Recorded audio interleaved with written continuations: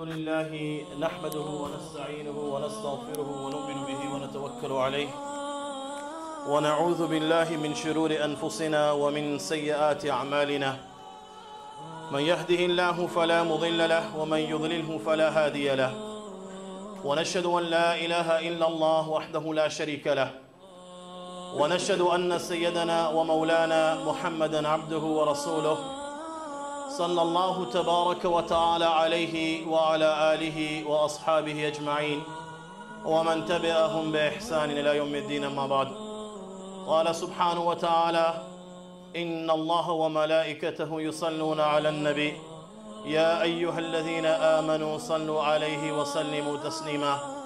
اللهم صل على محمد وعلى آل محمد كما صليت على إبراهيم وعلى آل إبراهيم إنك حميد مجيد.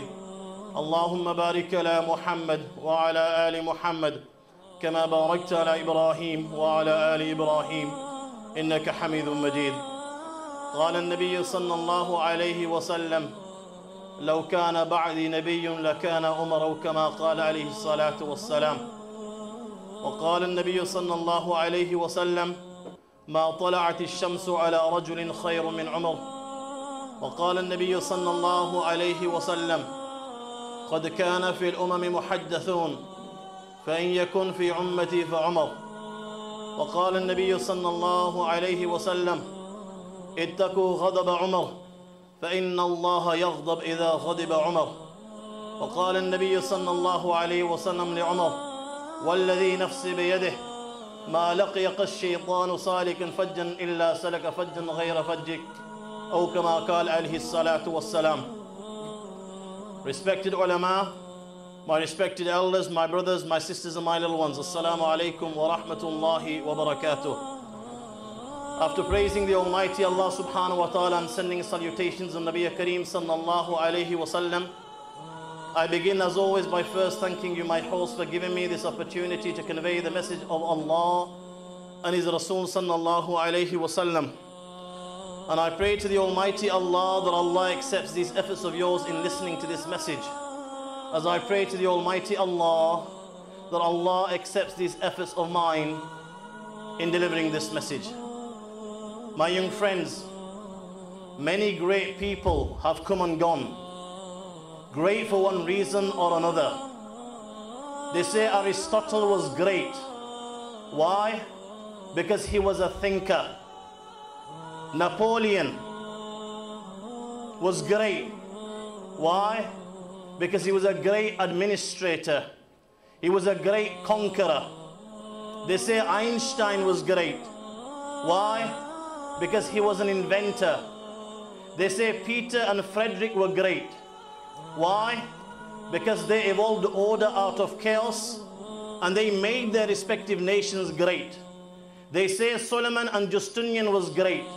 One of them was the wisest and the most magnificent potentate that ever lived, and the other was a great lawgiver. They say Anushirwan was great because of his justice and generosity, and the list continues.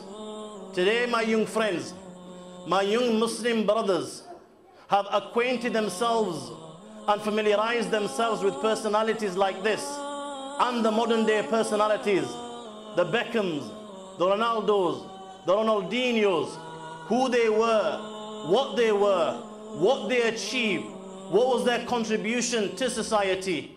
Yet how sad it is that the same Muslim brothers who declare La ilaha illallah, Muhammad Rasulullah, when it comes to great Islamic personalities, when it comes to the Anbiya alayhimus salam, the prophets of Allah, when it comes to the Khulafai Arba, when it comes to the Ashari Mubashara, when it comes to the Ashab Badr, we don't even have a leg to stand on.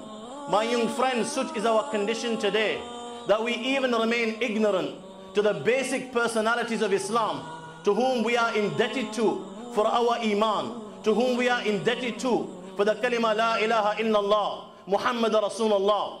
Basic personalities like Sayyidina Umar Farooq radiyallahu ta'ala an, the very man regarding which the poet said, لَيْسَ مِنَ اللَّهِ بِمُسْتَنْكِرِ أَنْ يَجْمَعَ الْعَالَمْ فِي وَاحِدِ. The very man in who Allah made the whole world absorbing. The very man whose genius contributed more towards the formation and centralization of a nation than the combined effort of 1 million people. The very man who till this day is believed to be a miracle in himself, as he not only founded an empire, Umar gave it solidarity that this empire remain unshaken for over 13 to 1400 years. The very man who was Aristotle, the very man who was Caesar, the very man who was Napoleon, the very man who was Peter, the very man who was Frederick, all rolled into one. Because Umar Farooq radiallahu ta'ala anhu, not only was he a thinker, at the same time as being a thinker, Sayyidina Umar Farooq radiallahu ta'ala anhu was a great conqueror. At the same time as being a conqueror, Sayyidina Umar Farooq radiallahu ta'ala anhu was an administrator. At the same time as being an administrator, Sayyidina Umar Farooq radiallahu ta'ala anhu was a reformer. At the same time as being a reformer, he was a leader. At the same time as being a leader, he was a spiritual guide.